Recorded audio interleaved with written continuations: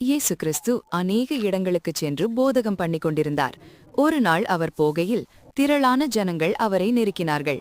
அப்பொழுது 12 வருஷமாய் பெரும் பாடுள்ளவளாயிருந்து தன் ஆஸ்திகளையெல்லாம் வைத்தியர்களுக்குச் செலவழித்தும் ஒருவனாலும் சுஸ்தமாக்கப்படாதிருந்த ஒரு ஸ்திரீ அவருக்கு பின்னாக வந்து அவருடைய வஸ்திரத்தின் தொங்கலை தொட்டாள். உடனே அவளுடைய பெரும்பாடு நின்று போயிற்று. அப்பொழுது இயேசு, என்னை தொட்டது யார் என்று கேட்டார்.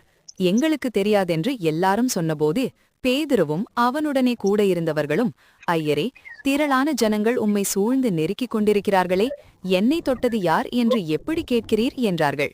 அதற்கு இயேசு, என்னிலிருந்து வல்லமை புறப்பட்டதை அறிந்திருக்கிறேன், ஆதலால் ஒருவர் என்னை தொட்டதுண்டு என்றார்.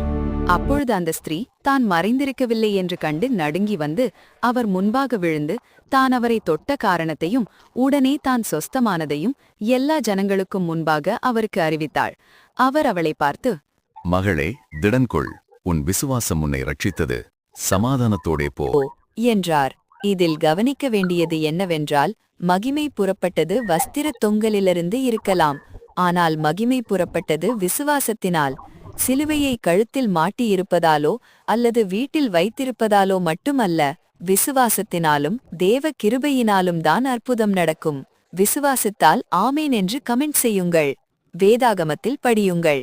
மத்தேயு 9:20 முதல் 22 வரை, மார்க்கு 5:24 முதல் 34 வரை, லூக்கா 8:42 முதல் 48 வரை.